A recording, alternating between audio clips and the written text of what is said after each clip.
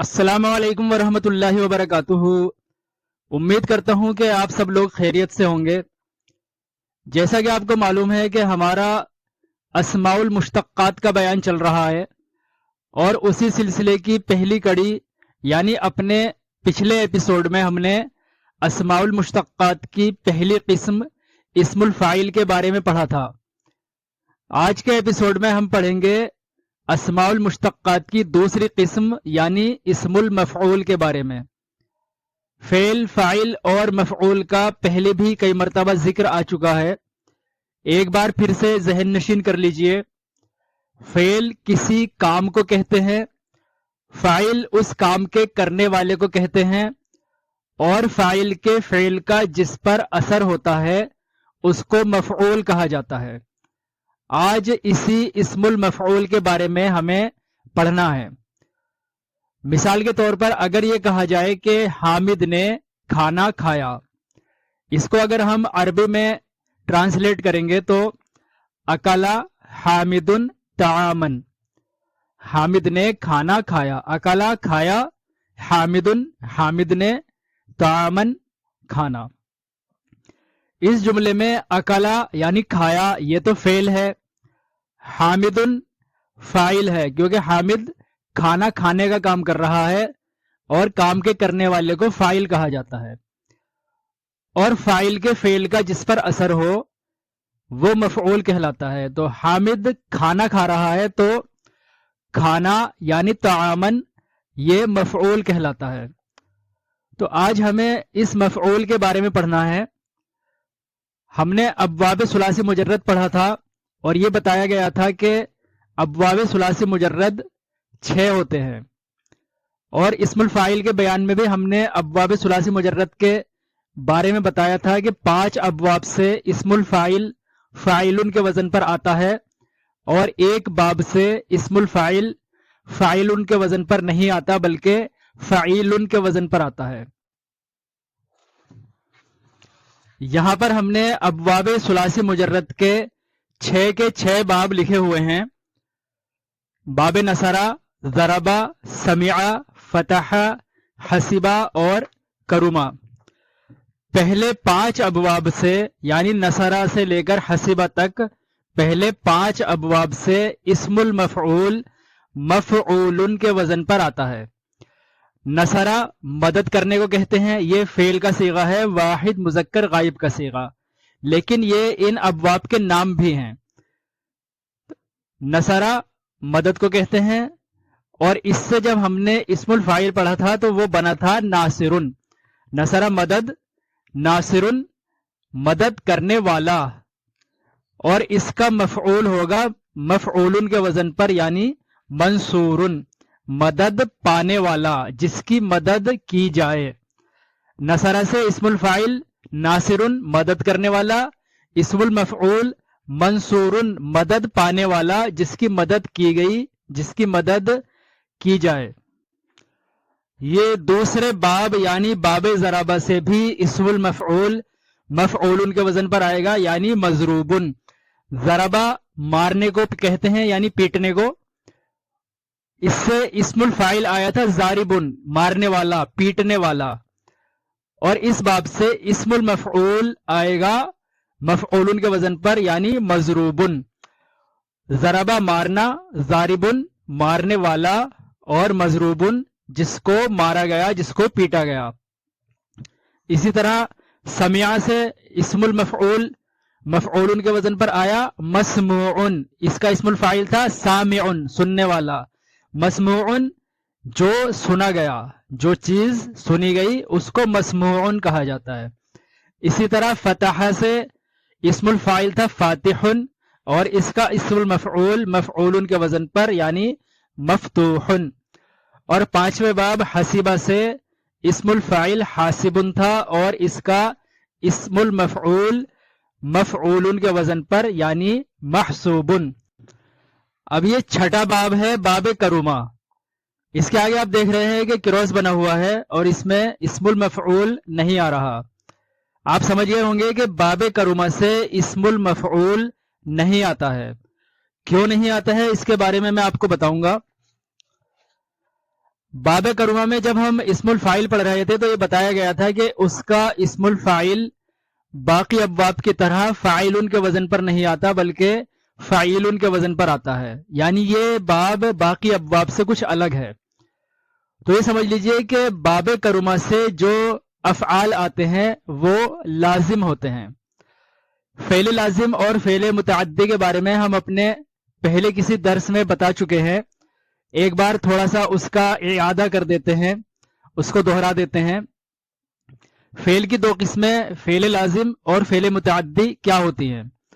فعل لازم اس فعل کو کہا جاتا ہے جو فعل اور فاعل سے مل کر بات مکمل کر دیتا ہے، جیسے باب کرما سے ہے حسنا، حسنا زیدن، زید خوبصورت ہوا، اس میں مفعول کی ضرورت نہیں پڑتی۔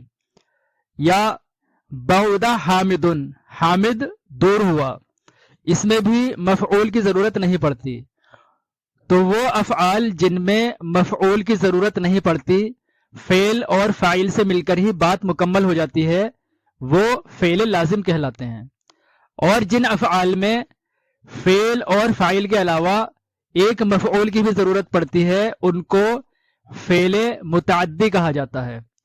اور باب کرما سے کیونکہ تمام افعال لازم آتے ہیں، متعدی نہیں آتے، اس لیے اس باب سے اسم المفعول نہیں آتا۔ اس باب سے اسم الفاعل آتا ہے لیکن اسم المفعول نہیں آتا ہے۔ یہ بات آپ کی سمجھ میں آ گئی ہوگی کہ 5 ابواب سے اسم المفعول مفعول کے وزن پر آتا ہے اور باب کرما سے اسم المفعول نہیں آتا ہے کیونکہ وہ لازم ہوتا ہے، متعدی نہیں ہوتا۔ اسم المفعول کو واحد سے تثنیہ اور جمع بنانے کے لیے یا مذکر سے مؤنث بنانے کے لیے انہی عام قواعد کا استعمال کیا جاتا ہے جن کے بارے میں ہم اپنے پہلے دروس میں پڑھ چکے ہیں۔ ہم پہلے بتا چکے ہیں کہ مذکر سے مؤنث کیسے بنایا جاتا ہے اور واحد سے تثنیہ اور جمع مذکر اور مؤنث کیسے بنتا ہے۔ ان میں انہی عام قواعد کا استعمال کیا جائے گا، یعنی مذکر سے مؤنث بنانے کے لیے گول تا لگائی جائے گی اور تثنیہ بنانے کے لیے آخر میں آنی یا عینی لگائیں گے، جمع بنانے کے لیے آخر میں اونا یا اینا لگائیں گے، یہ مذکر کے لیے ہے، اور مؤنث کی جمع بنانے کے لیے آخر میں آتن یا آتن لگائیں گے۔ یہ وہی عام قواعد ہیں جو باقی اور اسموں میں بھی استعمال ہوتے ہیں۔ آئیے اس کو سمجھ لیتے ہیں۔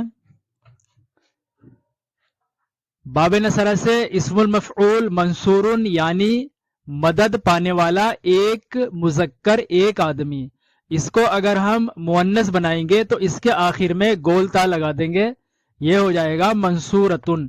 منصورن مدد پانے والا ایک مذکر، منصورتن مدد پانے والی ایک عورت ایک مؤنث۔ باب ضربہ سے اسم المفعول مضروبن ہے، مضروبن واحد مذکر ہے، اس کو اگر ہم تثنیہ مذکر بنائیں گے تو اس کے آخر میں آنی یا عینی لگائیں گے۔ مضروبن سے مضروبانی یا مضروبینی، ان دونوں کے معنی ہوتے ہیں مدد پانے والے دو مذکر دو آدمی۔ اس کے وزن 2 کیوں ہیں اس کے بارے میں ہم تفصیل سے پڑھ چکے ہیں۔ تثنیہ کے 2 وزن اس لیے ہوتے ہیں کہ پہلا وزن جو الف کے ساتھ آتا ہے وہ حالت رفعی میں ہوتا ہے، اور دوسرا وزن جو یا کے ساتھ آتا ہے جیسے کہ آپ یہاں دیکھ رہے ہیں مضروبینی، جو یا کے ساتھ آتا ہے وہ حالت نصبی اور جری دونوں میں استعمال ہوتا ہے۔ اسی طرح اگر ہم اس کی جمع بنانا چاہیں تو باب سمع سے مسموعن اسم المفعول ہے، اس کی جمع بنانے کے لیے اس کے واحد کے آخر میں اونا یا اینا لگائیں گے۔ مسموعن سے مسموعونا مسموعینا، واو کے ساتھ جو وزن آتا ہے یعنی مسموعن جو اس میں آ رہا ہے جس میں واو آ رہا ہے وہ حالت رفعی میں ہوتا ہے، اور جو وزن یا کے ساتھ آتا ہے مسموعینا اس میں یا آ رہی ہے یہ حالت نصبی اور جری میں استعمال کیا جاتا ہے۔ اسی طرح اگر ہم مفتوحن کو مؤنث بھی بنائیں اور اس کے ساتھ ہی تثنیہ بھی بنائیں تو اس کے آخر میں پہلے تا لگائیں گے اور اس کے بعد آنی یا عینی لگائیں گے۔ مفتوحن یہ باب فتحہ سے ہے، اسم المفعول کا صیغہ ہے، واحد مذکر کا صیغہ ہے، اس کی مؤنث پلس تثنیہ بنانے کے لیے۔ مفتوح ہا تک تو یہی آ گیا، اس کے بعد اس میں تا لگائی گئی اور اس کے بعد اس میں آنی لگایا گیا۔ مفتوحن سے ہو گیا مفتوحتانی، یہ مفتوحن کا مؤنث کا اور تثنیہ کا صیغہ ہے۔ مفتوحتانی اور مفتوحتینی، یہاں بھی مذکر کی طرح ہی آنی اور عینی لگایا گیا ہے، اور اس کے بھی دو وزن اسی لیے ہیں کہ پہلا وزن جو الف کے ساتھ آتا ہے وہ حالت رفعی میں ہے، اور جو وزن یا کے ساتھ آتا ہے وہ حالت نصبی اور جری میں ہے۔ اسی طرح اگر ہم اس کو جمع مؤنث بنانا چاہیں، محسوبن سے اگر اس کی جمع مؤنث بنانا چاہیں تو اس کے آخر میں آتن یا آتن لگاتے ہیں۔ محسوبن سے محسوباتن یا محسوباتن، اس کے بھی دو وزن اسی لیے ہیں کہ جو وزن پیش کے ساتھ آ رہا ہے وہ حالت رفعی میں ہے، اور جو زیر کے ساتھ آ رہا ہے وہ حالت نصبی اور جری میں ہے۔ یعنی جس میں آتن لگ رہا ہے وہ حالت رفعی ہے، اور جس میں آتن لگ رہا ہے وہ حالت نصبی اور جری ہے۔ اب ہمارا اسم المفعول کا بیان مکمل ہوتا ہے۔